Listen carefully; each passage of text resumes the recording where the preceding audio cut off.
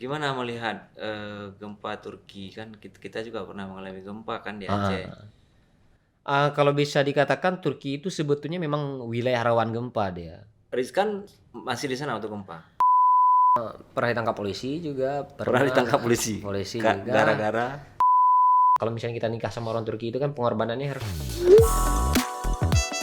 kemarin S2 di ilmu politik. ilmu politik. Kampus apa?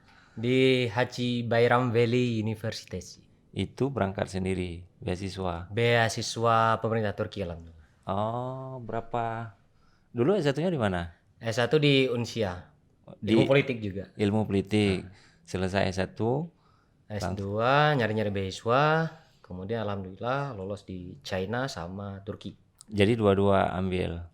Enggak, waktu itu pertimbangan lebih ke apa namanya, basic kemana atau sebagainya. Akhirnya milih Turki. Kenapa memilih ke Turki? Ah, Karena Turki punya sejarah dengan Aceh. pertama mungkin itu subnya, kemudian ngelihat dari segi aspek apa namanya, hobi itu saya suka gali-gali sejarah salah satunya. Oke. Nah kalau misalnya saya ngambil China, otomatis mungkin dapat 2 in 1, bisa sejarah sama bisnis. Mm-mm. Tapi kalau misalnya ke Turki dapat 3 in 1, misalnya 3 in 1 dalam artian contoh sejarah, misalnya Ottoman, Romawi, kemudian bersinggungan ke Timur Tengah juga, jadi bisa memahami lebih banyak Timur Tengah, Eropa dan sebagainya. Mm-mm. Jadi ya banyak hal lah yang bisa digali kalau di Turki itu.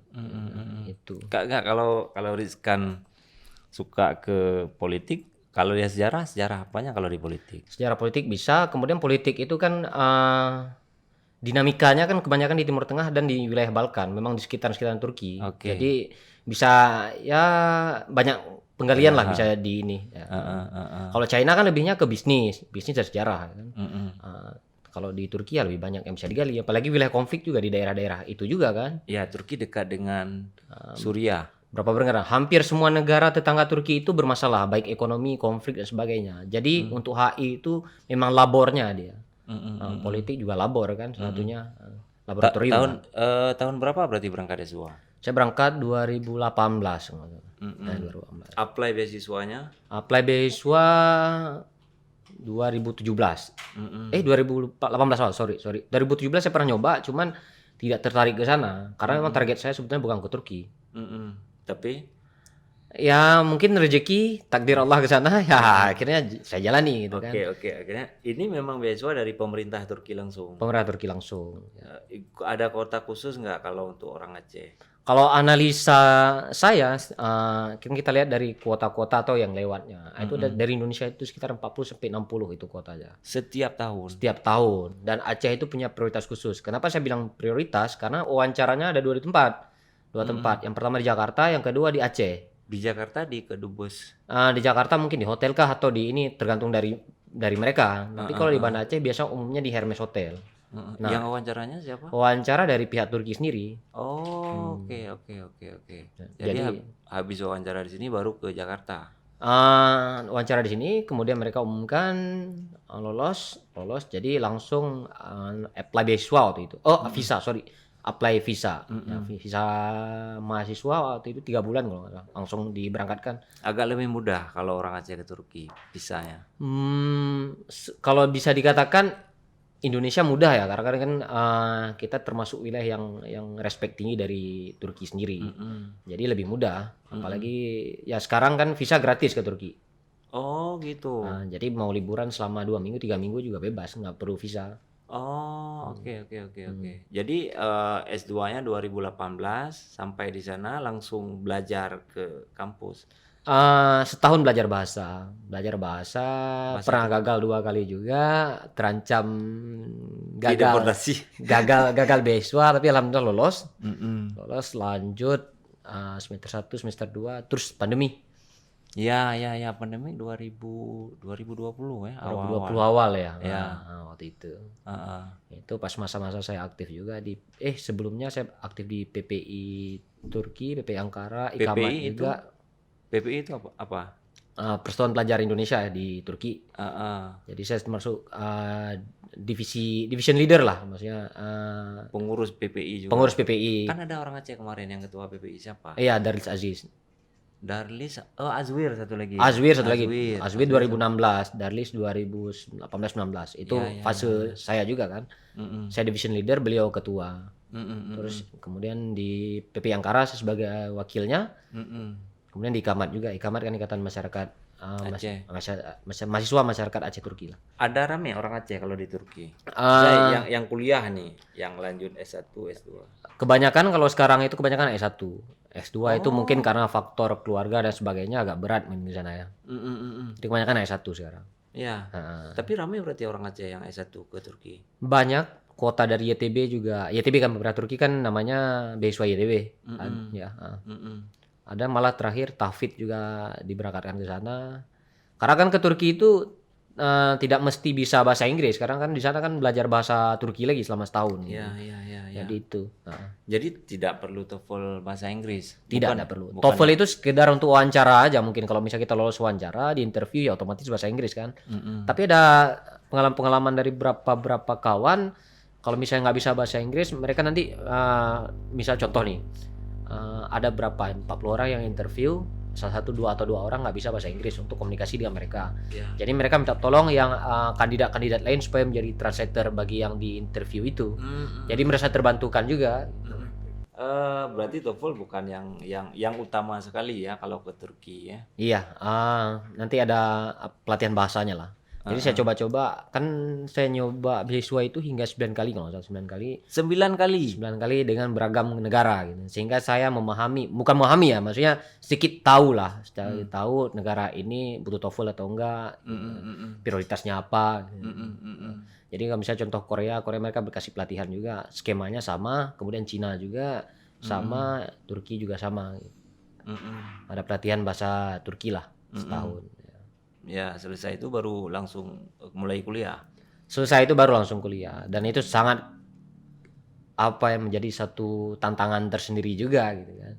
Karena kita diajari bahasa Turkinya, bahasa Turki standar, maaf, tapi kita masuk ke dunia akademik yang bahasanya sangat jauh berbeda. Ya, gitu. ya. Nah, disitulah tantangan saya menjadi manusia terbodoh di kelas lah ceritanya. Ya. Nah, Sama nggak kuliah kalau misalnya kuliah di luar negeri, kuliah di Turki lah kita bilang, dengan kondisi suasana kuliah kita di Indonesia lah, di Aceh. Nah, dari sistem akademiknya. sistem akademik, perspektif saya sebetulnya ngelihat pendidikan itu sebetulnya lebih terserap di Indonesia sendiri. Kenapa? Yang diajarkan bahasa Indonesia, otomatis kan kita nggak perlu screening lagi, bahasa itu kan masuk. Tapi negara orang kita harus screening lagi, ini bahasa apa yang dipakai atau sebagainya. Jadi itu kendala-kendala awal. Terus yang kedua, laboratorium di Indonesia kan laboratorium di kitanya langsung, kita bisa melihat langsung. Kalau negara orang kan perspektif berbeda kan ngelihat. Kalau secara pengalaman mungkin iya kayak di luar negeri, tapi secara ilmu saya lihat lebih banyak di Indonesia, apalagi misalnya contoh di UI dan sebagainya. Tapi ya yang kita kejar kan pengalaman kalau Pengalaman biasanya kehidupan, tantangan hidup, mentalitas, adaptasi budaya, makanan, cuaca. Nah itu kan yang bikin kita strong lah di luar negeri. Ya itu kelebihannya. Ada plus minusnya lah. Ya, tinggal di sana asrama. Awalnya asrama, kemudian setahun saya keluar karena kan di asrama itu limit. Jam 10, jam setengah 11 itu harus, jam 10 setengah 11 malam itu harus pulang. Apalagi kita kan anak muda ya. Ya. Dengan banyak ini keluar kota dan sebagainya, akhirnya saya pindah ke apartemen. Dibantu juga berarti biaya dari beasiswa itu. Awalnya enggak, kemudian sistem berubah. Pemerintah Turki akhirnya untuk S2 dan S3 ada sistem terbaru. Jadi kalau bisa pindah ke rumah itu disubsidi lebih lah. Oh, itu. oke. Rizkan di sana bekerja juga. Awalnya aktif sebagai ya mahasiswa lah, standar mahasiswa, organisasi, kemudian mencoba jadi guide satunya, kemudian aktif di KBRI Ankara juga, aktif ya apa yang bisa kerjakan lah, salah satunya konseleran misalnya, Ya. bantu Kalau ada tamu dari Indonesia. bantu dari Indonesia juga, misalnya nge-guide ya, field coordinator juga misalnya di lapangan gitu. Ya itulah salah satu pengalaman-pengalaman yang bisa dikerjakan di sana. Tidak terganggu waktu kuliah itu. Itu kan saya kerja atau aktif di dunia itu kan ketika tesis sebetulnya. Oke. Ketika tesis udah lowongan, misal contohnya sebulan ini jumpa supervisor sekali. Nah, selebihnya terserah kita mau ngapain. Tinggal manage aja. Kalau di ruang kuliah banyak dikasih tugas nggak? Sama nggak kayak di sini? Sama aja sih sebetulnya. Cuman yang membedakan kan bahasa sebetulnya. Nah, itu sangat terasa itu bedanya. Jadi saya harus ini translate dan sebagainya, terus nulis lagi apa namanya, ini benar nggak, salah nggak tulisannya. Tapi saya memakai sistem apa namanya, kata kunci ketika saya ngirim tugas misalnya ke dosen. Apa kata kunci?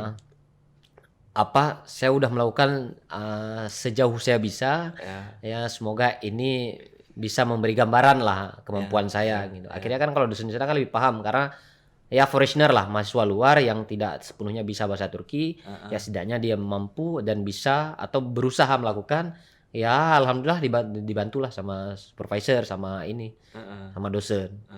Waktu oke. Penelitian Rizkan di Turki juga atau emang kajiannya di sini? Penelitian saya ngambil kajian dulu awalnya Rohingya itu Rohingya, kemudian Rohingya seperti yang ke Aceh. Iya, Rohingya di Aceh, konteksnya ke Indonesia, HI lah standarnya. Indonesia, peranan Turki karena Turki juga pernah bantu Rohingya kan. Iya. Ya, kemudian terdamparnya di Aceh. Jadi ada triangle position lah, Aceh, Indonesia, Turki dan ya Rohingya sebagai ini kan apa yang terdampar. Kemudian saya pertimbangkan lagi, saya nanya sama supervisor, ini gimana? Contohnya misalnya kenapa ngambil Indonesia aja, yang lain apa misalnya contoh. Akhirnya saya terpikir salah satu studi yang jarang dikembangkan adalah humanitarian diplomasi, humanity, terus banyak NGO Turki, kemanusiaan Turki yang datang ke Indonesia, salah satunya bantuannya saya cek nggak ada yang neliti dan sebagainya, efeknya, maksudnya efek positifnya apa dari bantuan itu. Akhirnya saya ngambil lah studi itu, dan itulah memberi gambaran akhirnya yang ke gempa sekarang kan, relasinya gempa juga. Turki baru seminggu yang lalu. Iya, seminggu yang lalu lah. Ya. Rizkan masih di sana waktu gempa? Alhamdulillah saya akhir tahun udah di sini. Oh, udah pulang sini ya? Iya. Ya. Gimana melihat gempa Turki, kan kita juga pernah mengalami gempa kan di Aceh. Kalau bisa dikatakan Turki itu sebetulnya memang wilayah rawan gempa dia. Wilayah rawan gempa memang dari ya masih awal-awal masih juga banyak gempa terjadi di sana. Pernah suatu ketika itu kejadian itu hingga 250 hingga 300 ribu yang meninggal. Nah itu di awal 500 masih lah, 500 masih itu di Antakya sekarang Hatay, dan wilayahnya juga mendekati yang kejadian gempa sekarang. Jadi memang kalau ngelihat Turki itu hal yang sama juga seperti Jepang, memang sering gempa. Itu memang daerah rawan. Daerah rawan gempa, dan kota-kota kuno Romawi juga hancur oleh gempa juga dulunya. Ya, tempat tinggal Rizkan? Saya di Ankara. Parah nggak kondisi gempanya? Ibu kota alhamdulillah tidak berefek sama sekali. Karena wilayah yang gempa Ankara itu ibu kota Turki. Jadi Istanbul itu kota ekonominya. Kalau kita di sini di Jakarta lah, ibu kota negara. Ya. Oh, tidak seberapa parah. Ya alhamdulillah tidak berefek lah. Tapi kan pusat gempa itu sekitar 6 atau 7 jam dari Ankara lah. Sekitar 600 km kalau nggak salah. Tapi dia mendekati ke wilayah perbatasan Suriah, sehingga namanya gempa Turki dan Suriah, karena dia berefek ke sana. Aceh Nias dulu. Iya, Aceh Nias ya. Aceh Nias kan Nias berapa? 2007 ya? Iya, 2007. Ya, sehingga kan rekapnya Aceh dan Nias. Ini juga demikian gitu.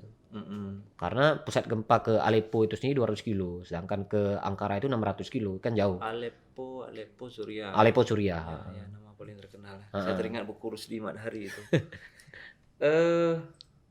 Gempa Turki, saya pikir apa dalam konteks kita sebagai masyarakat Aceh memandang gempa Turki? Secara Turki kan sudah banyak sekali membantu masyarakat Aceh. Sebagai ini Rizkan masyarakat Aceh yang udah mengambil banyak ilmu manfaat lah dari negara Turki, apa kira-kira kita sebagai masyarakat Aceh ini bisa ya semampu kita lah, bisa minimal ya, kalau yang nggak bisa bantu secara pendanaan ya doa mungkin ya kan. Secara bantuan sebetulnya dari pemerintah Indonesia juga udah rekap bahwa bakal membantu kan. Membantu. Terus yang kedua mungkin yang bisa saya sampaikan bahwa ketika kita membantu misalnya itu harus jelas juga dilihat, recheck uangnya kemana. Karena misalnya Turki itu biasanya menerima itu menerima bantuan dana itu satu pintu terkadang. Satu pintu atau minimal memakai jalur formal. Jalur formal itu misalnya NGO-NGO Turki. Nah, lebih mudah bagi Aceh karena mengingat NGO Turki ini pernah membantu Aceh dan punya mungkin koneksi di Aceh. Jadi bisa dikasih gambaran mungkin koneksi itu bisa dipakai lagi. Contohnya misalnya NGO di Turki itu ada IHH satunya. IHH itu punya yatim mana itu yatim rumah yatim piatu lah di Belang Bintang. Belah Bintang satu lagi Iya. daerah Ulele ya. Ulele. Lokma. Iya Lokma mungkin kan ada Loknga juga ada bantuan kan. Hmm. Bitai juga Denis Veneri kalau nggak salah NGO-nya. Ya mungkin bisa diakses komunikasi ke mereka atau bisa disumbangkan langsung. Ya. Nah, Saya kalau secara pribadi sih harapannya mudah-mudahan sekarang kan saya lihat juga banyak yang sedang menggalang dana di Aceh kan. mm-mm. Mudah-mudahan pemerintah Aceh sendiri bisa bangun apa namanya satu tempat pendidikan lah atau rumah ibadah ya kan. Misalnya ada masyarakat Aceh dari sumbangan itu kita bisa bikin satu masjid Di Turki. di Turki misalnya kan.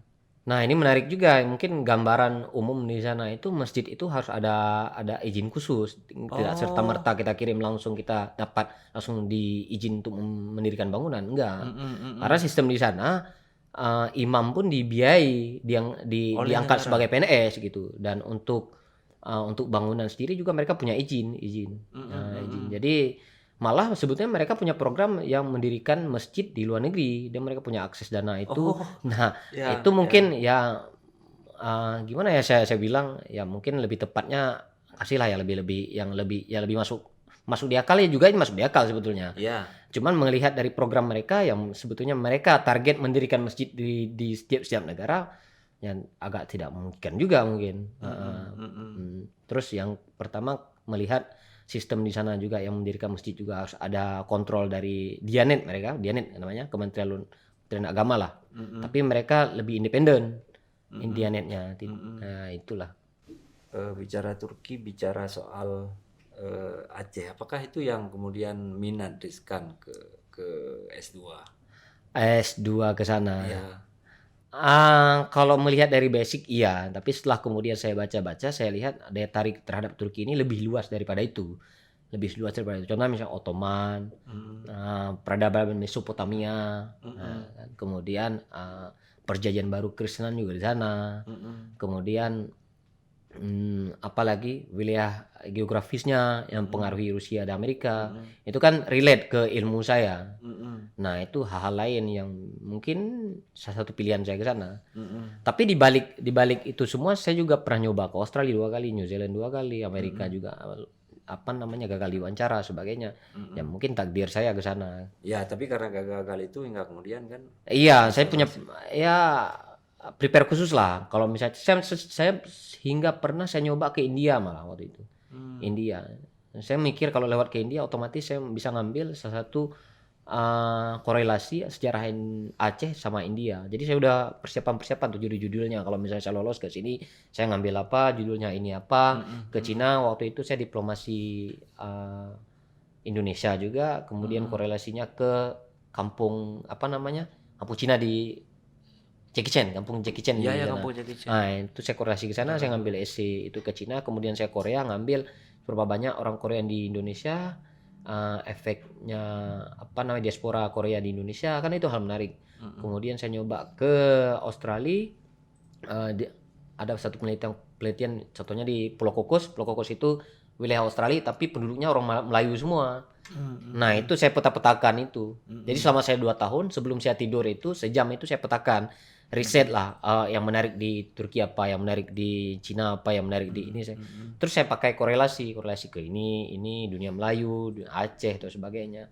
Itu Oh, itu awal-awal yang sebelum mau berangkat. mau berangkat. Beasiswa ya. Iya, saya udah petakan itu hal-hal apa yang menarik. Ya, itu. Ya, karena itu yang dilirik oleh pemberi beasiswa. Iya, karena itu essay kan. Ya.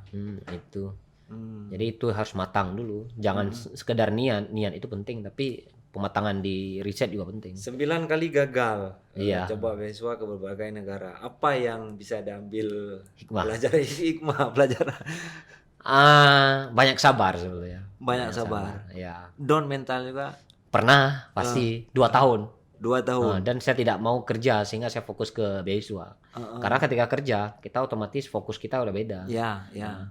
Money oriented kan udah beda akhirnya. Saya nyoba.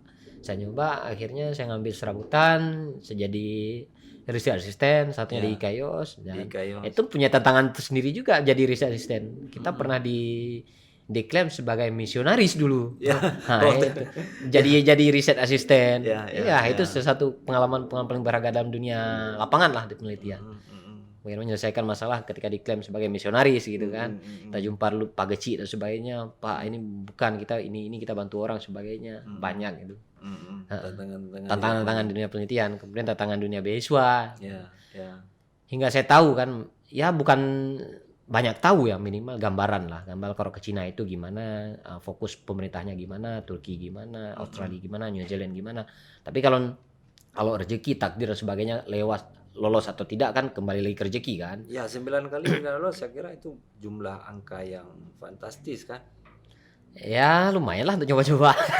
Maksudnya gimana caranya bisa bangkit dari itu kan berat juga. Iya berat. Dan menemukan tantangan baru lagi kan. Ya. Setelah lolos, tantangan baru lagi bahasa Turki. Saya pernah nyerah juga waktu itu. Saya sempat mikir, andai saya milih Cina dengan bahasa Inggris mungkin ya 2 tahun selesai kuliahnya. Tapi akhirnya kan pandemi kan menjawab semua. Anak-anak yang di Cina kan dipulangkan. Alhamdulillah yang di Turki kan tidak dipulangkan. Nah itu menjawab jawaban saya. Alhamdulillah akhirnya memang jalan saya di Turki hikmahnya. gitu kan. Ya, ya, Nah. ya. Jadi ada hikmahnya di situ. Ada hikmah semua sebetulnya. Kalau kita lihat setelah setelah perjalanan itu banyak hikmahnya sebetulnya. Heeh. Sudah keliling semua ke Turki itu. 70% saya udah keliling Turki. Sampai pulau-pulau terluar saya udah pernah. Apa yang paling menarik kalau di Turki misalnya, yang paling berkesan apa diriskan selama di sana? Gimana ya? Kita pernah lihat bangunan-bangunan abad 16, 18 sebagainya. Kemudian saya lihat bangunan yang di era-era 200 tahun setelah Nabi Isa. Kemudian Nabi Zulkifli dan sebagainya. Masih terjaga, Masih. masih mereka rawat. Masih rawat, ada yang belum terrestorasi dengan benar dan sebagainya, dan banyak sekali. Jadi ini memberi gambaran saya, waduh, kita lihat Lagi abad nyodonya. 18. Ya, lagi nyodonya. Makna yang lebih luas loh. Bayangkan bagaimana abad 200 tahun setelah Nabi Isa kan, Nabi Muhammad kan 501 ya kalau nggak salah. Bayangkan abad 200 ini mereka udah bisa bangun segini dengan teater, bisa saksikan hingga 20.000 orang, dan batu yang di ini. Ya itu jadi satu gambaran menarik juga ketika lihat itu. Kemudian saya juga pernah ke kotanya Ashabul Kahfi ya. Ashabul Kahfi kan kalau guanya kan katanya di sahihnya di Yordan. Tapi kalau misalnya kotanya merekanya itu ya di Izmir, di Efesus. Makanya dalam sejarah itu ada dari mereka Seven Sleeper of Efes kalau nggak salah. 7 pemuda yang ya dari kota Efes. Dan itu di Izmir.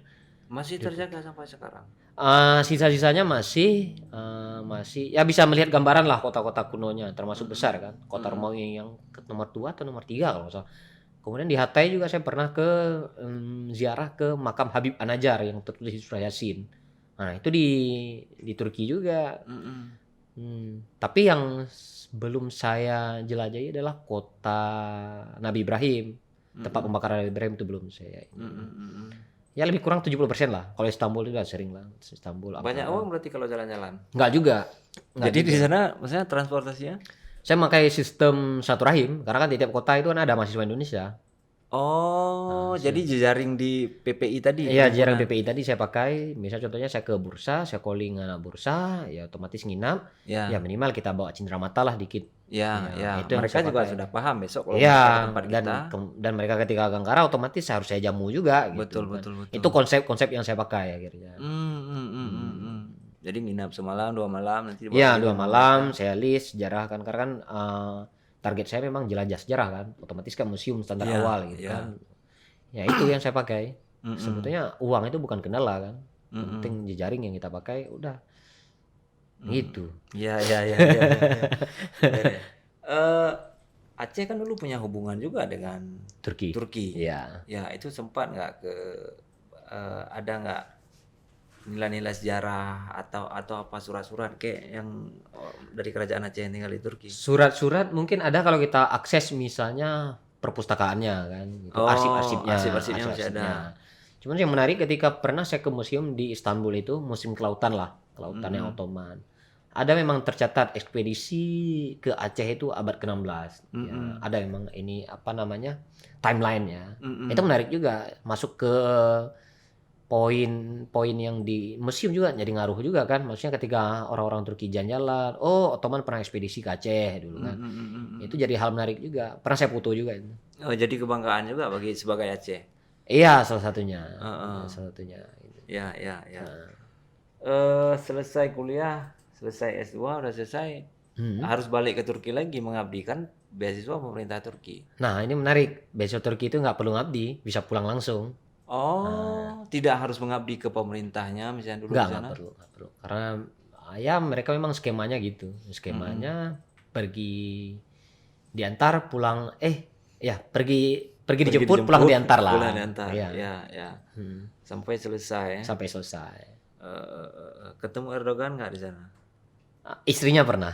Oh, istrinya pernah ketemu. Istrinya pernah ketemu. Pernah ngobrol. Enggak. Kita di Ankara itu menarik. Kalau foreigner, maksudnya student international student itu punya akses bagus terhadap acara-acara pemerintah. Oh gitu. Jadi lebih di spesial. Yes, spesial. Ya. Waktu yang kan ada dulu setahun apa 2 tahun yang lalu itu yang kudeta Turki yang heboh. 2016. Oh, belum Rizkan belum sana ya. Belum. Masih ini jauh ya. Jadi itulah privilege-nya Ankara, ya kita punya akses yang bagus tuh acara pemerintah. Jadi kita misal contoh saya ngelihat Emin Erdogan misalnya sambil konser orkestra, ya kita punya akses khusus, diundang secara khusus, jadi bisa lihat langsung, oh ini istrinya gitu. Sebetulnya momen-momen jumpa Erdogan juga banyak sebetulnya, cuman ya yang namanya juga kita ada kegiatan lain dan sebagainya kan, jadi nggak rezeki lah akhirnya. Tapi list ini bisa tinggal tunggu aja, misalnya undangan ini Erdogan jumpa student internasional di hall atau di venue apa. Oh gitu. Ada acara misalnya satu acara khusus ya. Ada acara khusus misalnya atau minimal menteri luar negerinya, menteri dalam negerinya gitu. Kemudian akses ke istananya juga lebih mudah kan. Iya karena kita posisinya pelajar dan beasiswa dari pemerintah. Iya, istananya kan untuk akses masjid sama pustakanya akses bebas bisa selama punya apa namanya KTP-nya Turki. Langsung scanning bisa masuk ke pustakanya. Kalau kita datang sebagai turis tinggal scanning paspor. Dan itu di komplek memang. Komplek aksesnya bebas. Jadi dia ada 3 akses komplek. Istana itu punya 3 apa namanya border kan. Border pertama yang nggak bisa itu tempat tinggalnya gitu. Tapi border kedua ketiga kan bisa diakses. Itu masjid dibuka untuk umum, pustaka dibuka untuk umum. Itu kayak istana presiden. Emang istana presiden sebetulnya. Oh. Tapi bisa diakses lah mahasiswa. Masih diakses oleh ya. masyarakat ya. Cewek Turki jadi nanti juga akan di sana. Ada dengar juga berapa kali kan kemarin banyak juga orang Aceh yang menikah dengan. Iya. Pastilah. Ya nggak kepikiran lah. Karena udah di sana mungkin ya. Karena udah di sana ngelihat hal biasa jadi tertarik dunia lain aja lah. Iya. Nggak kadang-kadang mana tahu kan ikuti jejak senior yang ada juga. Tapi kan kalau misalnya kita nikah sama orang Turki itu kan pengorbanannya harus tinggal di sana memang. Oh ya. Ya itu kuncinya. Atau tinggi jelame kalau tempat kita jelame maharnya ya, jelame selama bisa sanggup beli apartemen udah selesai lah masalah. Oh, lebih tinggi dari Aceh juga. Iya, lebih tinggi. Cuman ya itu sendiri, maksudnya kalau memilih orang Turki otomatis ya harus tinggal di sana. Agak susah mereka pindah. Oh, karena udah apa namanya tradisi mereka. Iya, itu kembali ke kultur mereka kan. Ya paling banyak ya case-nya atau kasusnya adalah cowok Turki yang meminang cewek Indonesia karena orang Indonesia kan bebas, lebih dinamis kan geraknya, jadi mungkin kalau dibawa ke sana lebih mudah. Tapi kalau misalnya contoh kasus cowok Indonesia meminang cewek Turki itu mungkin agak sedikit ya, masih rasionya masih sedikit dibandingkan yang kebalikannya. Gitu. Ada berapa orang Aceh yang kuliah di Turki kalau sekarang? 60 sampai 80 mungkin masih ada kayaknya. Tapi lebih ramai yang S1. Lebih ramai S1 sekarang. Beasiswa juga mereka rata-rata. Rata-rata beasiswa, ada yang juga melalui via agen. Via agen itu dalam artian ya personal lah. Biaya diri sendiri lah, biaya tapi ada sendiri. Agen yang membantu sehingga akses ke sana. Sekarang kan pilihan kebanyakan orang kalau nggak Mesir ya ke Turki kan. Iya. Kalau belajar manajemen keagamaan ya otomatis pilihannya Turki. Kalau belajar fikih filsafat dan sebagainya ke Mesir. Ya, Itu aja, ya. tinggal milih aja dua-dua. Bagi anak-anak Aceh yang mau berangkat S2 ke sana, apa kira-kira yang ke Turki kan? Apa kira-kira yang harus mereka siapkan ini? Ya mental lah pasti. Mental yang utama. Mental utama. Jadi bukan TOEFL dulu. Bukan TOEFL. Mental lah. Mental pasti. Luar negeri itu yang pertama tetap mental. Kita harus adaptasi dengan makanan, budaya, cuaca. Emosional orang sana kan beda juga. Jadi kalau kita misalnya sering dimarah-marah terkadang, ya itu mungkin ya. Orang Turki yang keras, termasuk keras. Oh, Termasuk keras. ya. Bukan seperti budaya orang kita timur gitulah. Kebanyakan orang Turki itu non basa-basi dia. Non basa-basi, langsung direct yang ngomongnya. Jadi kalau kita kan sistemnya basa-basi kan. Ya. Nah itu harus dipelajari juga. Kemudian makanan ya mungkin utama ya. Makanan karena kan di sana kan pemakai ya kebanyakan makanan yogurt dan sebagainya. Terus minim rempah, Kebab. kebab, Kalau kita di sini di Aceh kan paling di mana-mana udah ada kebab. kebabism. Nah itu yang mengaruhi juga. Kebab itu salah satu saluran ya Turki terkenal juga lah. Ya kalau di Banda Aceh kan banyak kali juga kebab. Nah kebab. Tapi kebab kita dengan kebab di sana juga beda. Oh ya? Nah beda ya. Kenapa? Karena di sini Ya kan disesuaikan lidah Indonesia lah. Nggak mungkin lah. Di sana kan lidahnya lain lagi. lebih pedas lagi. Itu menarik ketika awal dulu pertama saya nyoba kebab di sana. Sebetulnya di sana durum nih. Durum. Kalau kebab itu semacam sate lah. Ya kan? Mencoba durum, wah rasanya kok nggak enak gitu. Rupanya bukan nggak enak, tapi lidah kita kan lidah Indonesia masih Tidak terbiasa. Kalau sekarang langsung milih, ya pastilah kebab Turki lah lebih enak. Gitu. Iya karena udah Karena terbiasa. biasa. Nah, itulah. Ya. Selama di Turki waktu awal datang ke sana, kan biasanya kita punya kultur shock nggak? Pastilah. Pasti ya. Pasti. Jadi dari apa makanan? Pasti pertama makanan. Saya nyampe itu bulan berapa ya? Menjelang musim dingin. Jadi untuk cuaca belum waktu itu, tapi makanan awal. Contoh misalnya kalau di sana kan kebanyakan makan roti misalnya. Kita kan kebiasaan makan nasi, nggak cocok lah. Tiap hari kita makan nasi kan. Pagi makan nasi, siang makan nasi, malam makan nasi.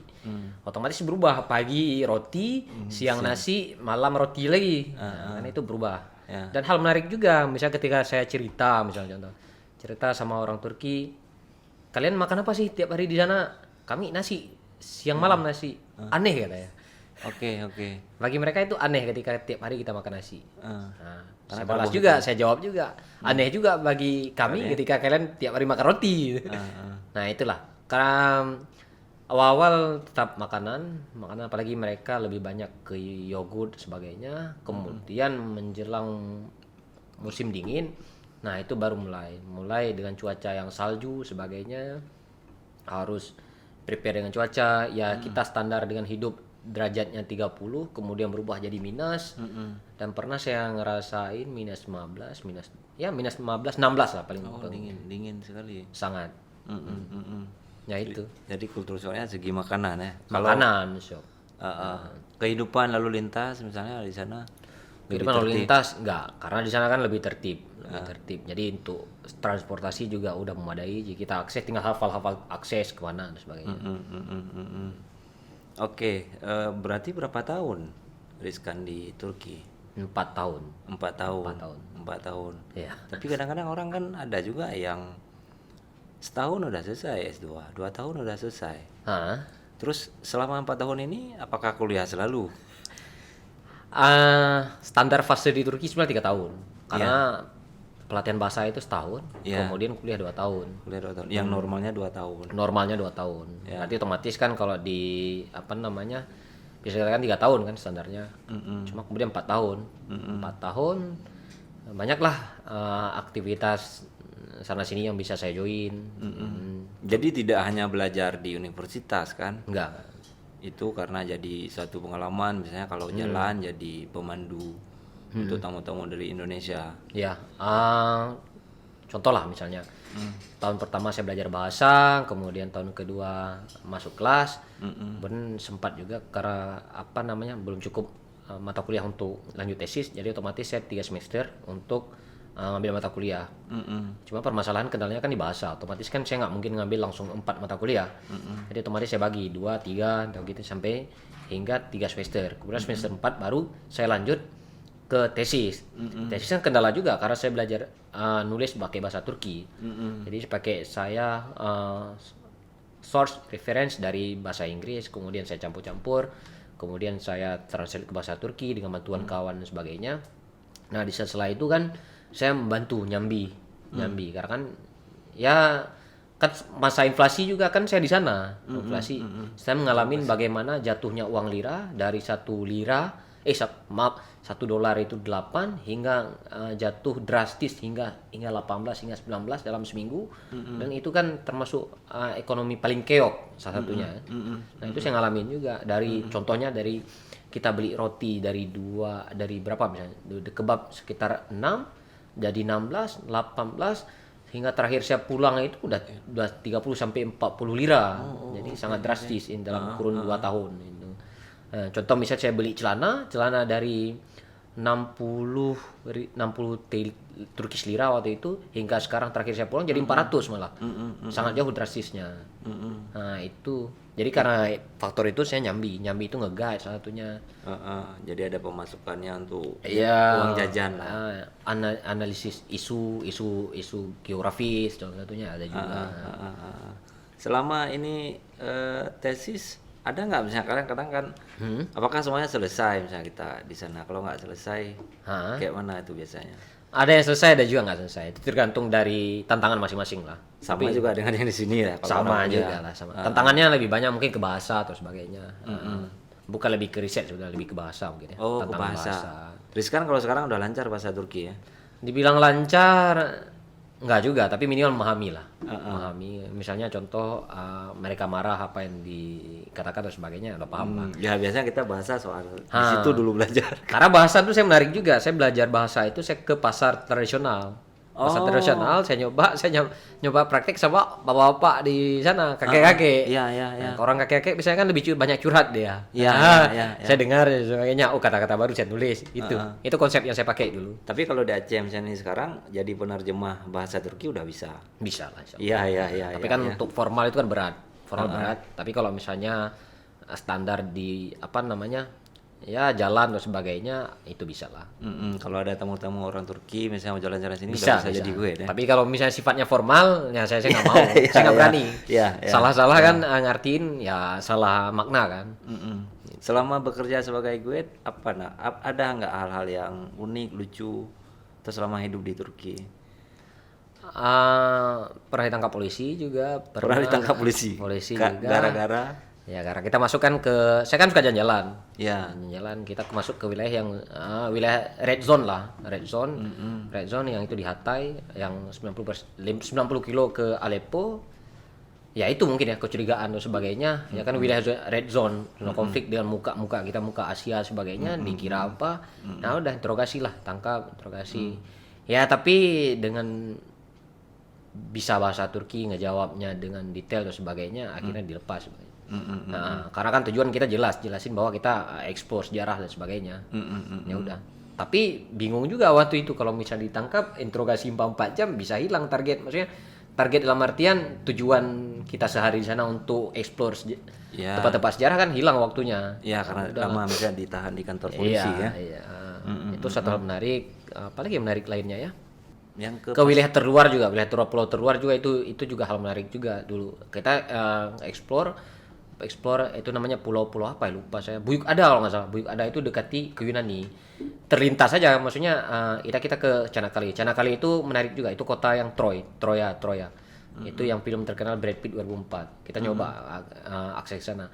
Terus kita kan gambling. Wah, ini kemana lagi kita? Coba ke pulau terluar Turki gimana? Kita nyoba ke sana. Tahu-taunya salah musim. Salah musim karena wilayah terluar itu Buyuk Ada itu ramai di musim panas. Kita perginya ke musim dingin. Jadi orang kampung ini sana lihat, ngapain ini anak ke sana? Ada yang sesat nih. Ada yang sesat. Iya. Di lain apa ya? Ya mungkin mendampingi nge-guide pertanyaan sejarah dan sebagainya, itu hal lumrah lah. Maksudnya dampingi orang shopping sebagainya. Belanja misalnya di sana. Belanja, dampingi sopir, dampingi banyak lah.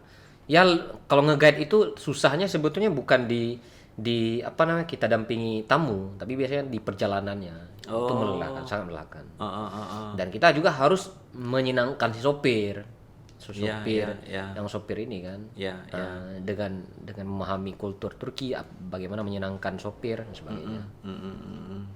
Itu jadi pengalaman sebenarnya, yang hal-hal yang di luar kita belajar di kampus ya.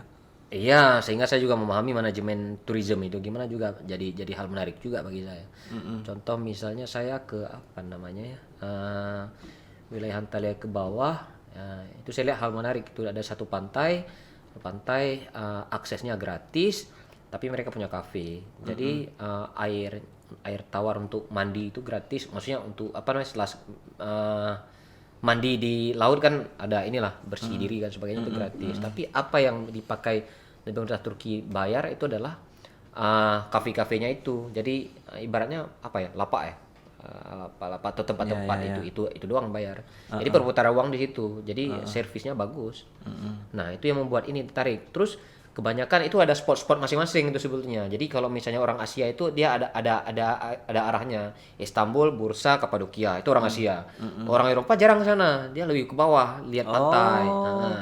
Dan orang Arab lain lagi, dia ngelihat ke arah hutan, ke arah Trabzon, Black Sea. Jadi setiap destinasi itu mereka udah petain. Nah, orang Turki itu kelebihan di situ. Iya. Wisata itu udah mereka petain. Terus kelebihan unggul mereka itu Turkish Airlines. Turkish Airlines. Nah, jadi jembatan untuk supaya menggait wisata terbanyak adalah via Turkish Airlines. Jadi ada akses langsung direct flight pesawat ke sana. Itu lebih memudahkan ya bagi Memudahkan. wisatawan ini ya. Kalau ada tamu-tamu orang misalnya mau berangkat ke Turki, kalau Rizkan bisa dampingi lah kalau sekarang. Bisa lah insyaallah. Ya, kalau bisa ini ya. Bisa lah. Ya, sudah selesai master di Turki. Apa rencana target ke depan? Waduh, kalau Mau lanjut S3? S3 mungkin skip dulu ya mungkin. Tapi yang namanya pendidikan ya pastilah, mungkin ada target kan. Iya. Cuman untuk sekarang skip dulu lah. Karena kita udah tahu bagaimana melihat Indonesia dari luar. Ya kalau bisa kita melihat Indonesia dari dalam dulu lah. Artinya pengabdian dulu di Indonesia. Pengabdian serah di mana gitu. Tapi yang saya pengen adalah melihat Indonesia dari dalam lah. Dulu kan pernah di lokal, artian pernah S1 di Aceh gitu kan. Ya, Kemudian S2 di luar negeri, melihat luar negeri Indonesia. Kemudian ya mungkin dari sudut lain melihat Indonesia Ya, kan. berbekal pengalaman Ya, selama di sana. jadi banyak variasi lah melihat Indonesia kan. Terserah nanti hijrah kemana itu Allah alam, biarlah. Iya. Dan ya, rezeki lah. Iya.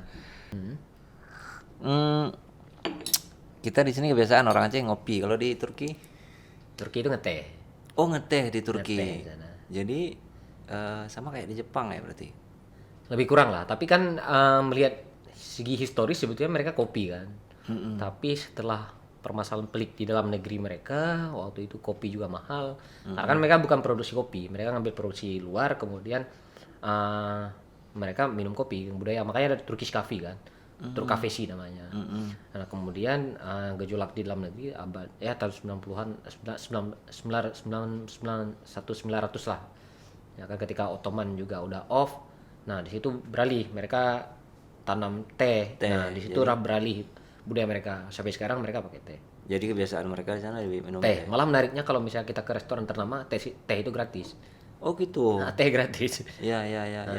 Jadi memang budaya servis sana sekarang teh. Jadi kalau kita ke rumah salah satu misalnya kenalan kita orang Turki, ya kita juga minum teh.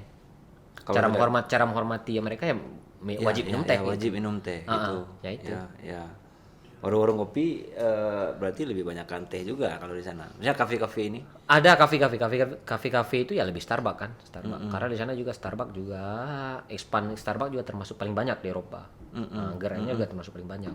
Dan sekarang dengan dinamika anak-anak muda minum Arabica, nah muncul tuh warung-warung kopi atau kafe-kafe yang sifatnya modern. Atau ada orang Indonesia yang buka warung atau kuliner di sana? Di Istanbul ada anak Indonesia yang buka kafe, kemudian restoran juga ada berapa. Restoran Indonesia. Oh. Cuma orang Indonesia di Turki kan nggak banyak sebenarnya, nggak lebih dari 10.000 lah. Ya, secara pasar juga berarti kecil ya. Lebih ke turis inilah. Fieldnya lapangan paling besar kalau misalnya ke Turki itu ya turis. Orang Indonesia kan suka ke Turki dengan turistik areanya, dengan suka dengan historis, dengan Kapadokianya gitu. Nah, itu paling menjanjikan. Kalau misalnya resto-resto itu kan lebih ke ini, maksudnya restoran dibuka terus turis Indonesia yang tidak cocok lidahnya dengan makanan-makanan itu kan berarti kan ke sana milihnya. Nah, Menutup Rizkan dengan bahasa Turki mungkin dikit. İzlemediğiniz için çok teşekkür ederiz. Nah, gitu. Oke, artinya? Ya Nanti ada terima kasih translate telah di bawah. menonton ya. Oke. Görüşmek üzere. Bye bye. Oke, Rizkan, terima kasih banyak telah hadir di podcast Ago TV. Mudah-mudahan Yo, bisa bermanfaat bagi saya pribadi, bagi kami ya kan. Sukses terus karirnya ke depan, sukses terus apa Amin, hal yang amin. dicita-citakan. Terima kasih banyak. Mudah-mudahan bisa bermanfaat bagi kita semua. Amin. Ya, amin. Jika video ini bermanfaat untuk Anda, silakan subscribe, like, dan nyalakan loncengnya.